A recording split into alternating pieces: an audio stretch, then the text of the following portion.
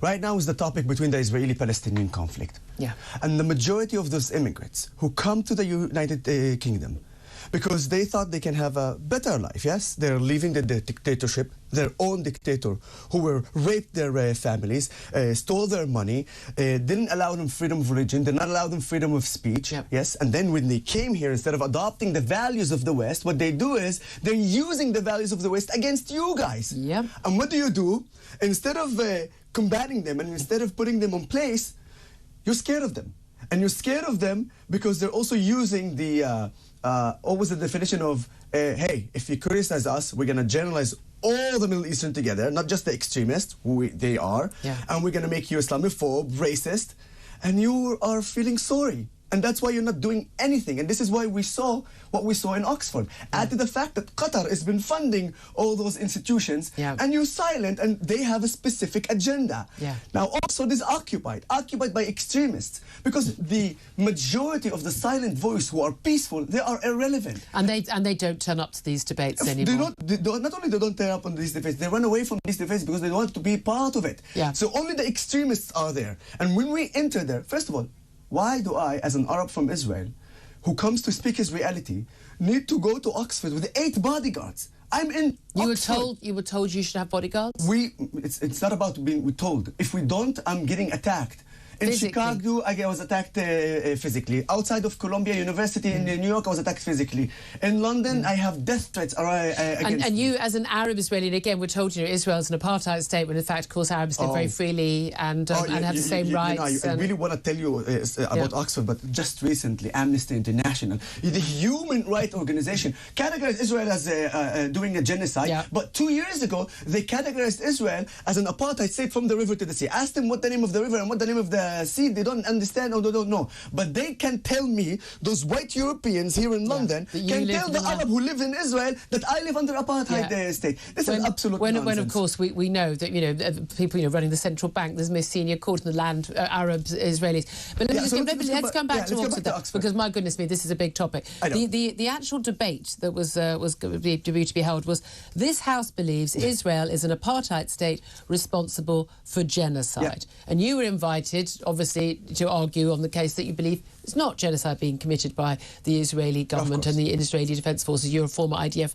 soldier, as indeed most people are. Let's put it this, I'm an Arab commander over Jewish soldiers in the IDF, and then they come and say Israel is an apartheid state. Yeah. Like anyone who, after I said this sentence, and of course after the numbers of facts that I brought in my speech at Oxford Union, and you still think that Israel is an apartheid state, because apartheid is based on separation between race, and when you don't have in one place the separation between race, between the Arabs and Jews, and in fact we are an integral part of the society. Problems exist, racism and discrimination just like in any other countries, but you cannot actually say it is an apartheid. But you made these arguments, and it's particularly talking about, of course, genocide as well. And we've had the the arrest warrant for Benjamin Netanyahu. I mean, still isn't one for Bashar al-Assad for what he's done in his own country. Have you seen the footage from Syria? That's the problem with the West, because they don't see in Arabic the footage that comes out from Syria, the whole footage, the prisons and all those people. So I'm saying Bashar al-Assad is not under any investigation, and there's no arrest warrant against him, despite the fact that he did crimes against humanity in the worst kind, including genocide, including real genocide. Gassing his own people, 500,000 dead, all these years, but no intention. Of course, but then I go to Oxford Union in front of those students, majority of them, they speak Arabic. This is the thing, in that debate, an awful lot of Jewish students chose not to come because they felt fearful for their own safety after facing threats and intimidation. In the actual debate, well, and before the debate, now there's this thing where these debates, there's a format, is that the President of the Union invites you, you have a dinner, you have drinks together, and then there's a formal photo, and it's all very civilised, and everyone's all dressed up, and everyone is very civilised. Just tell us very briefly what happened in that part of before the debate. The most unwelcoming welcome we got. We didn't have even... And there's a team of people on both sides. Yes, but usually you sit down at the same table. We did not sit down at the same table. Were you told you were invited to sit at a different table? Different tables. They've already did that and arranged that from the beginning. There was no photo together, as it should be. And in fact, the president of the Union Oxford is an Egyptian, yes? And he's supposed to, moderate this debate. But at some point, he got out of his position and went to the opposition side and debated us. So the man effectively in charge of like the refereeing the debate joined one side. And attacked us personally. Tell me about the atmosphere in the union at the time. I was at uni there. I attended many debates. I've spoken a couple of. Tell me about the atmosphere and what it felt like. I've been in Gaza as a reporter, and I've been in the south of Lebanon. You can handle yourself. I can very much handle myself, and we did handle ourselves. We showed them that we're not afraid of them, and we came to expose their hypocrisy. And in fact, the fact that you and I are speaking today, it means that we managed to do that, and we were successful. And you had some amazing speakers like Natasha Halstorf and others. And Jonathan, and of course Mus'ab, that you can't listen to Mus'ab Yusuf's speech because it's still not uploaded. But we recorded, and the reason why they're not uploading Mus'ab Yusuf's speech is because the attack that happened on him and in everyone else. He didn't even start his speech and they're already cursing him. Curses in Arabic that I don't want even to share. If I say it here in Arabic, maybe you don't understand, but they say to him, Sharmuta at the beginning. Any Arab listening right now will jump off his seats and say, that's what they told him in Oxford Union. I'm sorry if you do understand Arabic and that's offended you. We've breached your Ofcom license. Well, you know what, if that's offended you, then you need to understand what happened in Oxford Union and you need to be shocked. So people were being abused.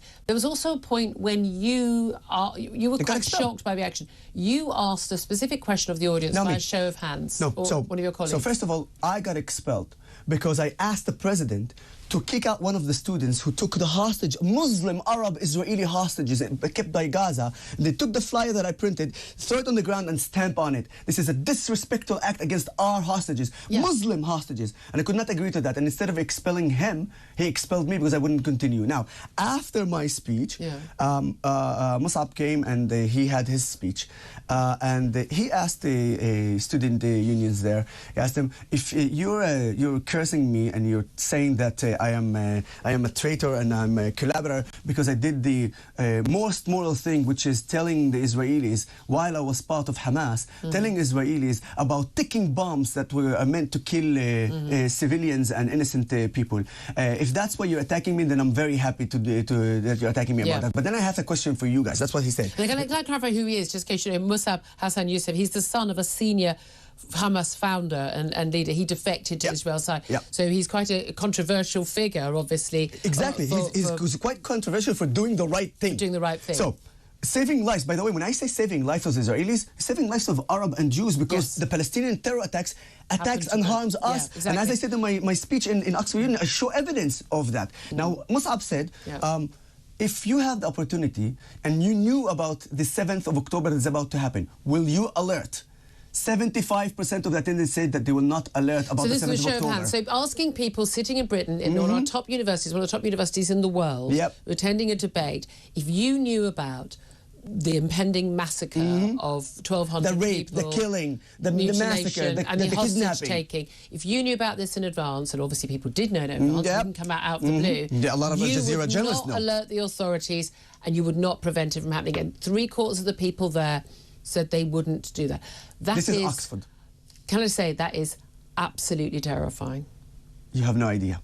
How are these people at a good university? Because they're scary people.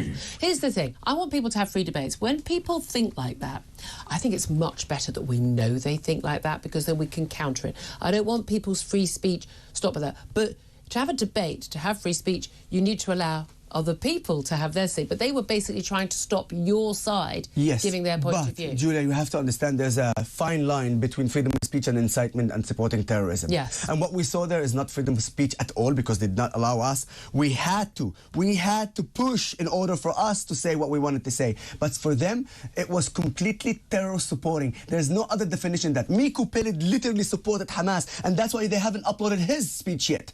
And we have the recording and we published it as well. But that is a criminal offence in this country. And that's why there's an investigation. That's why there's an investigation right now against him. The Telegraph had posted about that. What do we do about this? Because we can sit and be angry and upset about it and outraged and shocked by it, as we should be. Well, we probably shouldn't be shocked anymore. What can be done to change things? So first of all, everybody needs to wake up. And everybody needs to understand that those extremists, they do not care about Britain. Anytime they will choose their own interest and their own agenda over the UK, So as I said, now it's Israeli-Palestinian conflict. Wait until they come to internal problems, because when that comes and you don't align with them, they're going to attack you guys. We already have that. You already even have that. Now, in order for us to debunk them and to do something about it, we must attack back, and we must treat them with like they think that it's not possible in the UK. Force. And why I'm saying force, it's under all legal matters, yeah?